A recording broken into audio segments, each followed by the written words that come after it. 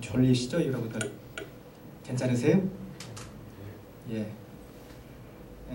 오늘 본문의 말씀은 하나님의 법에 귀를 기울이자라는 제목으로 말씀을 증거하고자 합니다.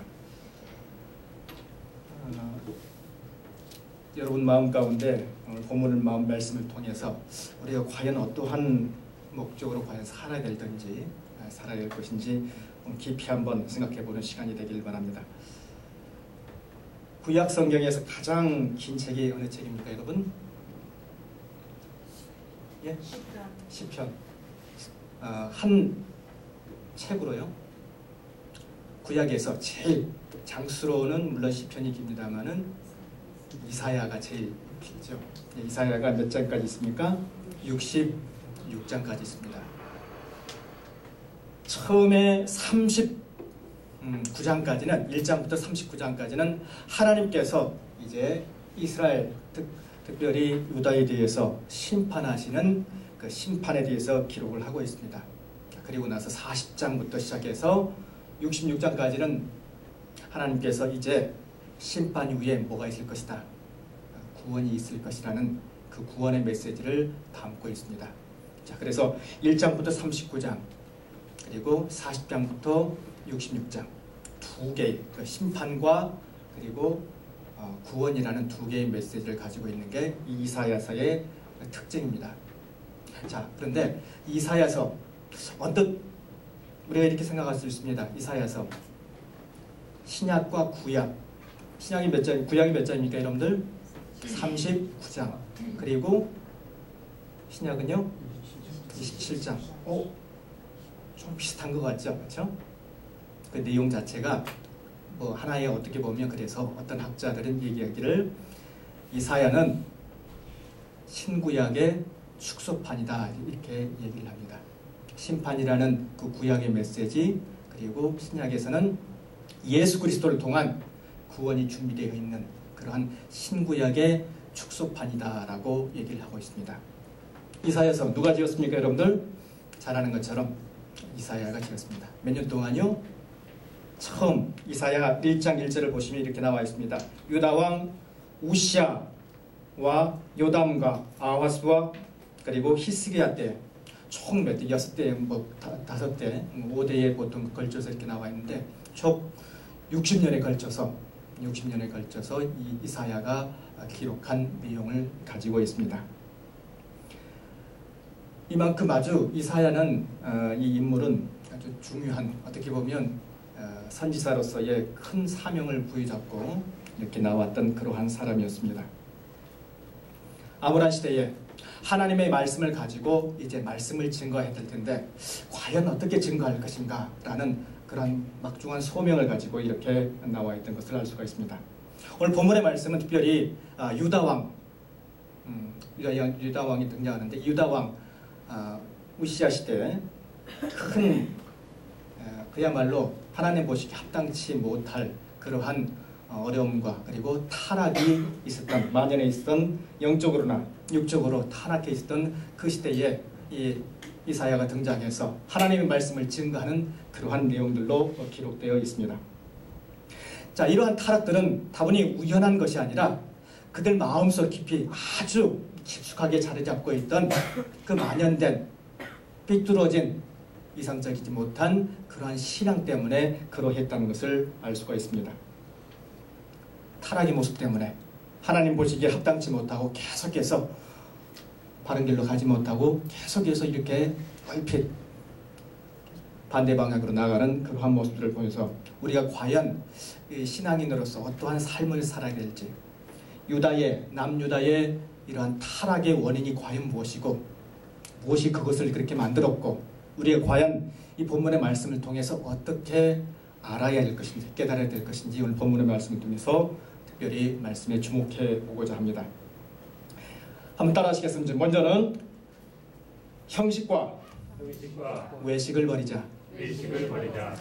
형식과 외식을 버리자. 자, 이 형식과 외식을 버리면 하나님 보시기에 합당한 그 유다가 겪었던 그러한 신앙의 어떤 그 기준으로부터 우리는 탈피할 수 있다는 사실을 분명히 가르쳐주고 있다는 것입니다. 형식과 외식을 버리자는 것입니다. 10절로 12절 말씀 우리 다시 한번 읽도록 하겠습니다. 너희 소돔의 관원들아 여호와의 말씀들을 들을지어다. 너희 고모라의 백성들아 우리 하나님의 법에 귀를 기울일지다. 여호와께서 말씀하시되 너희의 무수한 재물이 내게 무엇이 유익하뇨? 나는 순양의 번제와 살찐 짐승의 기름을 배불렀고 나는 숫송아지나 어린 양이나 순염소의 피를 기뻐하지 아니하노라. 너희가 내 앞에 보이러 오니 이것을 누가 너희에게 요구하였느냐? 내 마당만 밟을 뿐이니라. 아멘. 형식과 외식을 버리자. 이 내용하고 과연 어떠한 일맥이 상통하는지 보도록 하겠습니다. 자, 이스라엘 백성들이 그렇게 비참하게 된 이유 중에 하나, 많은 이유들이 있겠지만은 큰 이유는 바로 이 에베의 타락에 있었던 것입니다. 에베의 타락.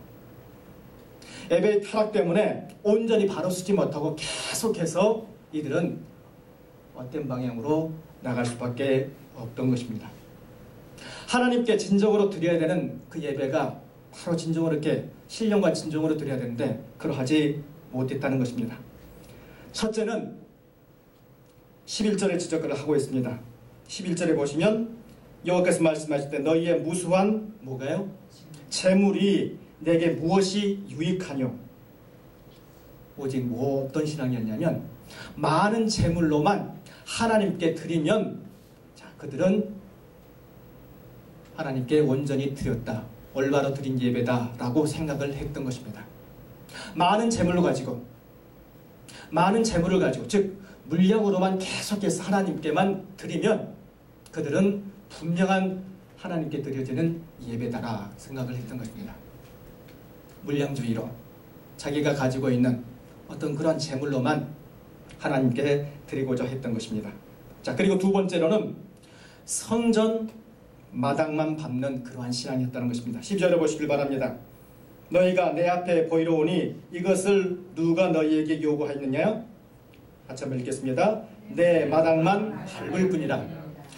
다분히 여러분들 내 마당, 성전 뜰에 있는 마당만 밟는 그러한 신앙이 모습이었다는 것입니다. 여러분 어떻습니까? 마당만 밟는 신앙, 그게 과연 온전한 신앙이겠습니까? 진정이 들어와서 그 성전 뜰 안에 들어와서 정말로 하나님 앞에 바로 서서 예배에 참석하면서 하나님 말씀을 들어야 되는데 그러하지 못하고 문지방만 넘어서 마당만 밟고 넘어가는 그러한 신앙의 모습을 갖추었던 것이 이 남유다의 그러한 모습이었다는 것입니다.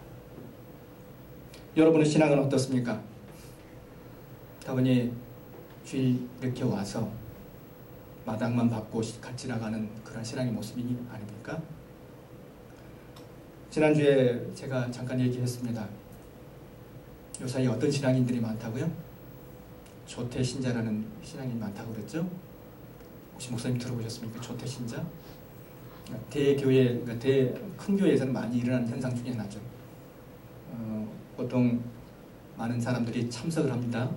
오전 예배에 참석을 하면 딱 시작해서 보통 대부분의 사람들이 어디까지 예배를 드리냐면 목사님께서 설교하고 딱 설교 이제 끝난 후에 기도할 때 보통 많은 사람들이 훅 사라집니다. 그걸 흔히들 우리가 조태신자라 이렇게 얘기를 합니다. 사람의 개념 속에 이렇게 딱 잡고 있습니다. 아, 목사님의 설교만 들으면 내가 예배는 다 드렸다. 그 후에 진행될 헌금이든 여러 가지 많은 순서는 너희들이 알아서 해라. 나는 여기까지만 딱 하고 그리고 내 할 일을 보면 된다. 이런 마인드를 가지고 있는 것입니다. 하나님께서 기뻐하실 그 신앙이라고 생각하십니까?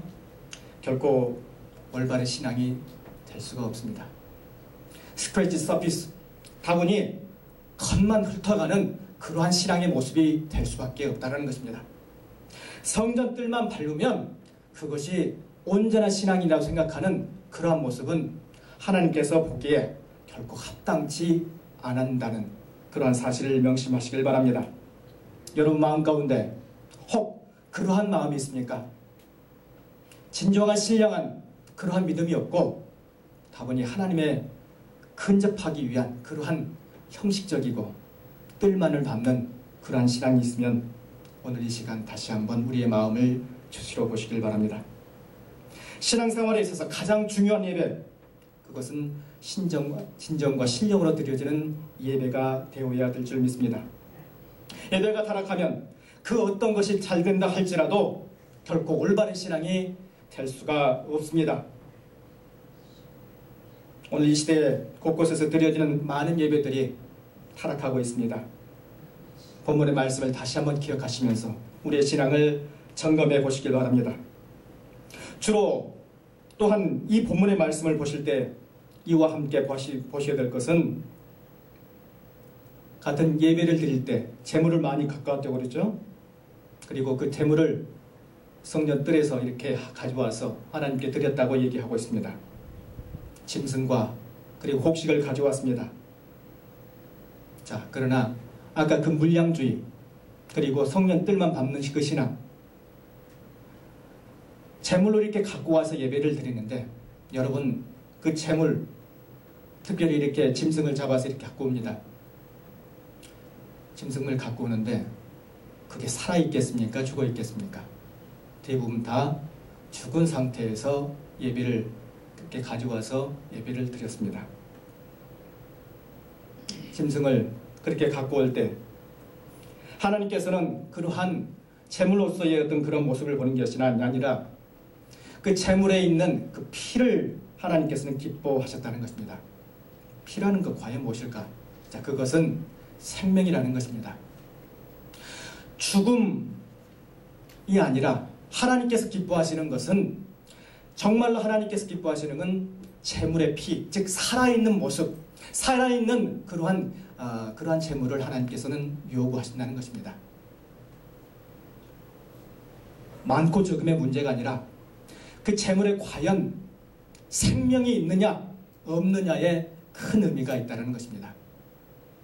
생명이 없는 신앙, 그것은 하나님께서 보시기에 결코 합당치 않다는 것입니다.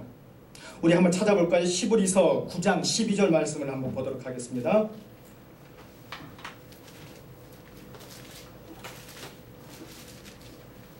히브리서 9장 12절 말씀입니다. 신약성경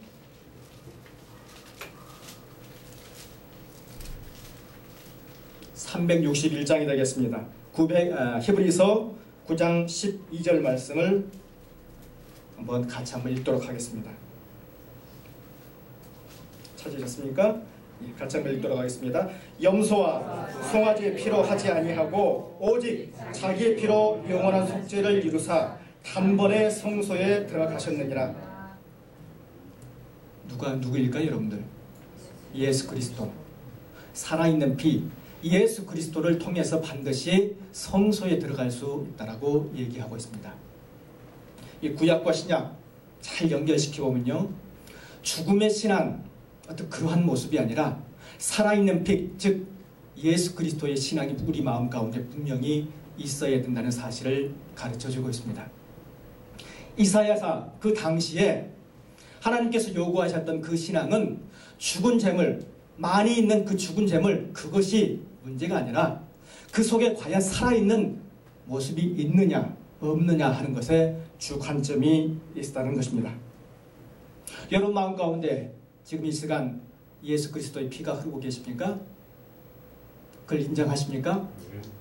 우리 마음 가운데 깊이 예수의 피가 흐르고 있는지 오늘 이 시간 다시 한번 우리 마음을 다잡아보는 그런 시간이 되시길 바랍니다. 성전앞만 밟고 죽은 재물에 그런 목숨 건 그러한 신앙이 아니라 하나님으로부터의 온전한 정말로 하나님 보시기에 합당한 그런 모습이 있기를 이 시간 간절히 축원드립니다. 오늘 이 시간에 이 시대에 많은 예배들이 있습니다. 여러분 흔히들 그 열린 예배 많이 가보셨나요? 혹시 열린 예배라는 어떤 그런 모습으로 많은 사람들이 특히 이제 젊은 사람들이 많이들 갑니다. 뭐 거기에 대해서 뭐 좋아하는 사람 호불호가 다 구별되어 있습니다. 다 좋아하는 측, 나빠하는 측. 뭐 좋죠. 가서 누구나 가서 참석하고 누구나 가서 예수 그리스도를 알고 하는 그러한 모습들 참 좋습니다. 자, 그런데 분명히 말하지만은 이 열린 예배 그 자체는 하나의 전도 집회입니다. 우리가 분명히 예배라고 딱 인식을 할 때는 예수 그리스도를 나의 구주로 인정하고 정말로 자기가 회개하는 마음을 가지고 나와서 드리는 것이 진정한 예배입니다. 자, 그런데 그러한 예배들이 보통 우리가 열린 예배라 하는 곳을 가보면 그러하지 못합니다. 대부분 찬양, 자기들이 좋아하는 찬양만 실컷 하다가 신앙의 어떤 고백, 회개의 어떤 그런 모습 없이 오는 경우들이 허다하다는 것입니다. 90년대 초에 많은 사람들이 거기에 아주 좋아하는 어떤 모습으로 갔었습니다. 그러나 요사이는 많이 이렇게 시들고 있습니다. 왜 그럴까요? 자, 거기에는 많은 회개의 진정성이 없기 때문입니다. 여러분, 이 시간 우리 다시 한번 우리의 모습을 다잡아 보시길 바랍니다. 죄의 문제도 해결하지 못한 그러한 예배는 결코 진정한 예배라고 우리가 일으킬 수 없습니다. 우리 마음 가운데 하나님 보시기에 합당한 손에 가득한 피를 가진 예수 그리스도의 진정한 피를 가진 그러한 모습이 있을 때 우리는 진정히 그것을 참 예배라 부를 수 있는 것입니다. 우리 18절 이하에 이렇게 나와 있습니다. 18절 이하에 한번 보시길 바랍니다. 이사야서 1장 18절에 보면 여호와께서 말씀하시되 오라 우리가 서로 변론하자. 너희 죄가 주홍같이 같을지라도 눈과 같이 희어질 것이요 진홍같이 붉을지라도 양털같이 희게 되리라. 자, 다시 말하면 하나님은 자신들의 죄를 너무나도 모르고 있는 이스라엘 그 백성들을 향하여서 하늘과 땅을 진정으로 증인 삼아서 너희 죄를 묻겠다. 자, 그러면서 너희가 죄를 분명히 시인하고 하나님 보시기에 이제 내가 잘못했습니다 라고 고백을 하면 너희를 분명히 낫게 하겠다, 용서하시겠다 라고 얘기하겠습니다. 자, 그러면서 그런 모든 것을 용서하고 나서 하나님 백성으로서 너희를 인정해 주겠다는 것입니다. 너의 죄가 진홍같이 붉을지라도 다 뭐라고요? 용서하시겠다라는 것입니다. 예배 드리는 자는 반드시 내가 어떤 분에게 예배를 드리고 있는가 분명히 자각할 필요가 있습니다. 그분이 어떤 분인지도 모르고 그저 마냥 좋아서 예배 참석하는 것은 아무런 의미가 있습니다. 우리는 분명히 창조자이신 예수 그리스도만을 바라보고 그분을 높여드리는 그러한 모습이 되시길 시간 간절히 부탁드립니다. 남유다, 이 이스라엘 백성 남유다가 타락했던 그 원인 중에 하나는 바로 참 창조자이신 그분을 온전히 알지 못하고 형식에 매여서 외식에 매여서 계속해서 그러한 신앙으로 갔다는 게 문제였다는 것입니다. 참 하나님의 백성으로서 뜰만 밟는 그러한 신앙인의 모습이 아니라 하나님께서 진정으로 원하시는 것은 우리의 모습이 온전히 주께로 열려있고 주님을 향해서 갈 때에 그것은 진정한 하나님의 모습이라는 것. 그리고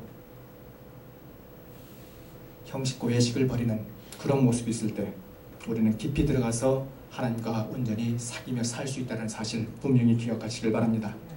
자, 두 번째로는 이 종교적 행위를 반드시 멈추어라 이렇게 얘기하고 있습니다. 한번 따라하시겠습니다. 종교적 행위를 멈추어라. 13절로 14절 한번 말씀을 보도록 하겠습니다. 같이 한번 읽겠습니다. 헛된 재물을 다시 가져오지 말라. 분양은 내게 가정이 여기는 바요 올삭과 안식일과 퇴일로 모이는 것도 그러하니 성회와 아울러 악을 행하는 것을 내가 견디지 못하겠노라. 내 마음이 너희 얼삭과 정한 절기를 싫어하리니 그것이 내게 무거운 짐이라 내가 지기에 권비하였느니라. 뭘 가져오지 말라고요? 헛된 재물을 가져오지 말라. 분양은 내게 뭐하다고요? 가증한 것. 주님께서 아주 싫어하는 것이다 라고 얘기하고 있습니다. 자, 그러면서 월삭, 새로운 달마다 가져오는 것, 그리고 안식일에, 특별한 날에, 대회, 큰 모임이 있을 때 가져오는 모든 것들이 다 하나님 보시기에 합당치 않다는 것입니다. 왜요? 그것이 하나의 종교적 행위로 딱 가득 차 있기 때문입니다. 유대인들이 몇 개의 규율을 갖고 있습니까? 여러분들 잘 아십니까? 613개. 그렇죠? 613개의 규율을 갖고 있습니다. 여러분 잘 지킬 수 있을까요? 없을까요? 못 지키죠? 여러분 이렇게 주일날 불 켜는 거 될까요? 안 될까요? 왜요? 왜 안 될까요? 딱 켜면 열이 발생하죠. 그렇죠? 그리고 손을 켰을 때 주일에 노동을 할 수 있습니까? 없습니까? 없죠. 자, 그렇기 때문에 반드시 위반이 되기 때문에 이건 하나님께 보시기에 합당치 않다는 것입니다. 그리고 걸음을 걸을 때도 몇 킬로 이상 딱 정해져 있습니다. 2km. 그리고 차를 탈 수 있습니까? 없습니까? 결코 없습니다.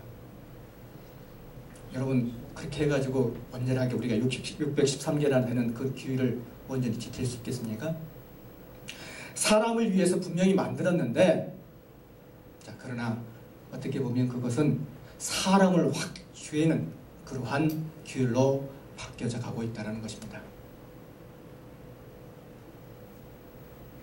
여러분 여자분들 혹시 쌍꺼풀 할 수 있을까요? 없을까요?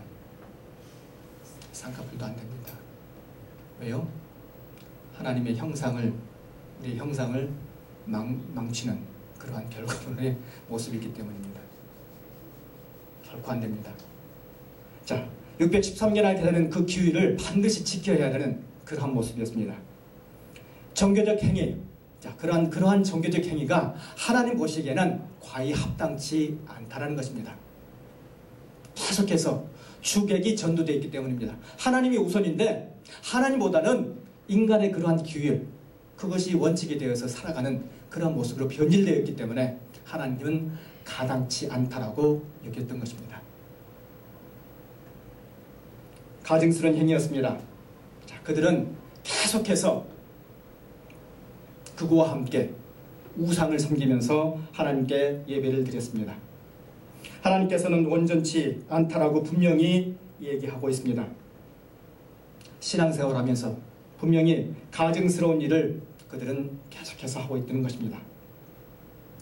여러분 마음 가운데 이 시간 우리가 온전히 바로 서야 합니다. 종교적인 행위, 그 행위가 하나님 보시기에 합당해야 되는데 그 행위를 들음으로 인해서 하나님이 좋을 거다, 자, 그러한 모습들은 결코 합당치가 못합니다. 오히려 그러한 모습들이 하나님 보시기에는 하나의 우상으로 적용할 수 있다는 것입니다. 여러분 보시기에 지금 우상이라는 게 과연 무엇입니까? 이 시대에 돈이요. 그렇죠. 돈이죠. 또 뭐가 있습니까, 여러분들? 자식이고 또 뭐가 있습니까? 예? 명예도 있고요. 그 다음에 또 뭐가 있을까요? 예? 외모. 또 뭐가 있을까요, 여러분들? 어떤 게 있습니까? 자, 어떻게 보면 그 필요에 따라 할 수가 있을 것입니다. 돈도 필요하죠. 명예도 필요하죠. 자, 그런데 자, 그러한 것들이 많이 뒤바뀌었다는 것입니다.